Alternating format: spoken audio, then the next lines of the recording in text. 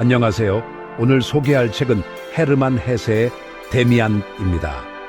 이 책은 단순한 성장 소설을 넘어 자기 자신을 찾는 여정을 다루고 있어 인문학 필독서로 자주 추천됩니다. 특히 심리학적, 철학적 요소가 풍부하여 한 번쯤 꼭 읽어야 할 작품이죠. 안녕하세요. 오늘 소개할 책은 헤르만 헤세의 데미안입니다. 이 책은 단순한 성장 소설을 넘어 자기 자신을 찾는 여정을 다루고 있어 인문학 필독서로 자주 추천됩니다. 특히 심리학적, 철학적 요소가 풍부하여 한 번쯤 꼭 읽어야 할 작품이죠. 헤르만 헤세는 독일의 작가로 사버 데미안뿐만 아니라 시타르타, 유리알 유희 등의 작품으로도 유명합니다. 그는 인간의 내면 탐구와 정신적 성장을 주요 주제로 삼았으며 데미안은 제1차 세계대전 이후 혼란스러운 시대 속에서 청년들에게 깊은 영향을 미친 작품입니다. 이야기는 주인공 에밀 싱클레어의 성장 과정을 따라갑니다. 그는 어린 시절부터 선과 악 두 세계 속에서 갈등하며 자신의 정체성을 찾아가는 인물입니다. 그리고 그를 이끄는 신비로운 존재 막스 데미안, 그의 어머니이자 정신적 지도자인 에바 부인, 그리고 싱클레어의 깨달음을 돕는 피스토리우스 등이 등장합니다.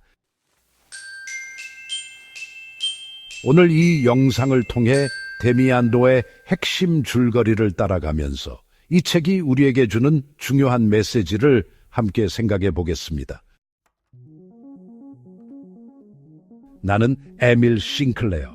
내 어린 시절은 두 개의 세계 속에서 나뉘어 있었습니다. 하나는 부모님의 따뜻한 품 안에서 도덕과 신앙으로 보호받던 밝은 세계였고, 다른 하나는 길거리에서 아이들이 욕설을 내뱉고 거친 장난을 치는 어두운 세계였습니다. 나는 밝은 세계에서 자랐지만 어두운 세계에 대한 호기심도 함께 자라났습니다. 그 호기심은 어느 날 작은 사건을 계기로 현실이 되었습니다. 친구들에게 잘 보이고 싶었던 나는 과일 창고에서 사과를 훔쳤다고 거짓말을 했습니다. 문제는 동네 불량소년 프란츠 크로머가 그 말을 듣고 나를 참조포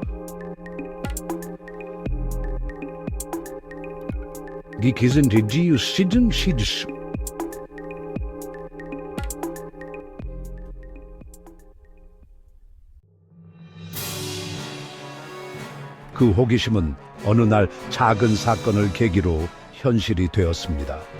친구들에게 잘 보이고 싶었던 나는 과일 창고에서 사과를 훔쳤다고 거짓말을 했습니다.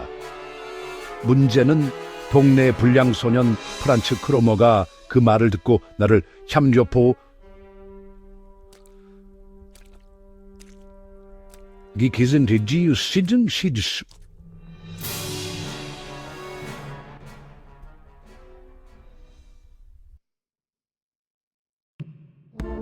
그러던 중 내 인생을 바꿀 한 소년을 만나게 됩니다. 그는 바로 막스 데미안이었습니다. 데미안은 보통 아이들과 달랐습니다. 그는 깊이 있는 눈빛을 가졌고 선생님이 가르치는 교훈을 의심하며 스스로 생각하는 사람이었죠. 어느 날 그는 나에게 다가와 물었습니다. 요즘 무슨 고민 있어? 얼굴이 어두워 보여. 나는 그저 고개를 저었지만 그는 모든 걸 꿰뚫어 보는 듯 했습니다. 프란츠 크로머와 관련된 일이야. 그 순간 나는 깜짝 놀랐습니다. 그는 내가 말하지 않았던 내 비밀을 알고 있었습니다. 어느 날 그는 나에게 다가와 물었습니다. 요즘 무슨 고민 있어? 얼굴이 어두워 보여. 나는 그저 고개를 저었지만 그는 모든 걸 꿰뚫어 보는 듯 했습니다. 프란츠 크로머와 관련된 일이야. 그 순간 나는 깜짝 놀랐습니다. 그는 내가 말하지 않았던 내 비밀을 알고 있었습니다. 그리고 며칠 후 놀라운 일이 벌어졌습니다. 크로모가 갑자기 나를 괴롭히지 않게 된 것입니다. 나는 데미안이 무슨 말을 했는지 알 수 없었지만 그는 내 인생에서 벗어나지 못했던 공포를 한순간에 사라지게 만들었습니다. 그때부터 나는 데미안과 점점 가까워졌고 그의 사상과 철학을 접하며 나 자신에 대해 더 깊이 고민하기 시작했습니다. 어느 날 우리는 성경 속 카인과 아벨 이야기에 대해 이야기를 나눴습니다. 사람들은 카인이 동생을 죽였기 때문에 카인의 표식을 받았다고 하지만 나는 다르게 생각해. 나는 놀라며 물었습니다. 어떻게? 혹시 카인이 남들과 다르기 때문에 사람들이 그를 두려워하고 미워한 것은 아닐까? 어느 날 우리는 성경 속 카인과 아벨 이야기에 대해 이야기를 나눴습니다. 사람들은 카인이 동생을 죽였기 때문에 카인의 표식을 받았다고 하지만 나는 다르게 생각해. 나는 놀라며 물었습니다. 어떻게? 혹시 카인이 남들과 다르기 때문에 사람들이 그를 두려워하고 미워한 것은 아닐까? 그 말은 내게 큰 충격을 주었습니다. 선과 악을 단순하게 나눌 수 없는 것처럼 다름이 꼭 악함이 아닐 수도 있다는 사실을 처음으로 깨달았죠.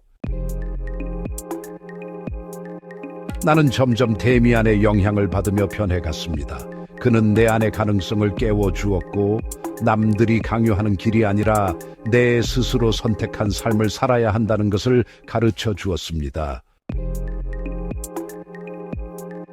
나는 점점 데미안의 영향을 받으며 변해갔습니다. 그는 내 안의 가능성을 깨워주었고 남들이 강요하는 길이 아니라 내 스스로 선택한 삶을 살아야 한다는 것을 가르쳐 주었습니다. 하지만 청소년기에 접어들면서 나는 다시 방황하기 시작했습니다. 새로운 학교에서 친구를 사귀지 못하고 공허함을 술과 방탕한 생활로 달래려 했습니다. 하지만 그것이 나를 구원하지 못한다는 것을 깨닫는 데는 오래 걸리지 않았지요. 그때 나는 한 여학생을 보게 됩니다. 그녀는 마치 성녀처럼 아름다웠고 나는 그녀를 베아트리체라고 부르며 동경하게 됩니다.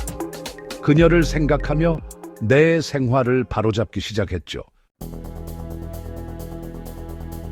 그때 나는 한 여학생을 보게 됩니다.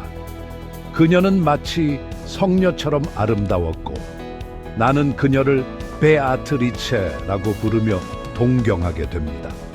그녀를 생각하며 내 생활을 바로잡기 시작했죠.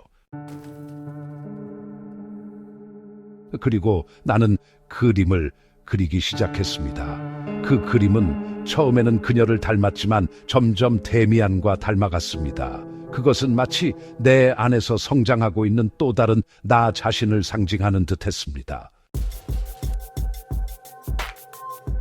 나는 그 그림을 데미안에게 보내며 도움을 요청했고 그는 내게 한 문장을 보내왔습니다. 나는 그 그림을 데미안에게 보내며 도움을 요청했고 그는 내게 한 문장을 보내왔습니다. 전쟁이 시작되었고 나는 전장에 나가게 되었습니다. 그리고 마지막 순간 나는 부상을 입고 병원에서 데미안과 다시 만났습니다.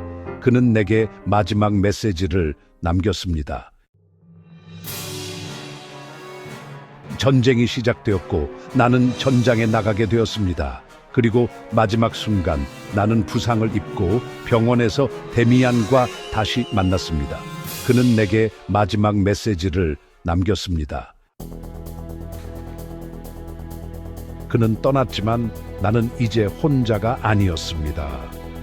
그가 남긴 메시지는 내 안에 깊이 새겨졌습니다. 나는 더 이상 선과 악 두 세계 사이에서 갈등하지 않았습니다. 나는 나 자신이 되었고 내 길을 걷기 시작했습니다. 그는 떠났지만 나는 이제 혼자가 아니었습니다. 그가 남긴 메시지는 내 안에 깊이 새겨졌습니다. 나는 더 이상 선과 악 두 세계 사이에서 갈등하지 않았습니다. 나는 나 자신이 되었고 내 길을 걷기 시작했습니다. 데미안 단순한 성장 소설이 아닙니다. 우리가 살면서 겪는 혼란과 방황 속에서 스스로를 찾고 깨달아가는 여정을 담고 있습니다. 이 책을 통해 우리는 남들이 정해준 길이 아니라 나만의 길을 걸어야 한다는 것을 배울 수 있습니다. 그리고 그 길을 찾기 위해서는 더 많은 지혜와 통찰이 필요하죠. 그래서 저는 여러분께 지속적인 독서를 추천합니다. 하모 데미안을 시작으로 더 많은 인문학 도서를 읽으며 내면의 성장을 이루는 여정을 계속해 보세요. 책을 통해 우리는 더 깊이 사고하고 더 넓은 세상을 바라볼 수 있습니다.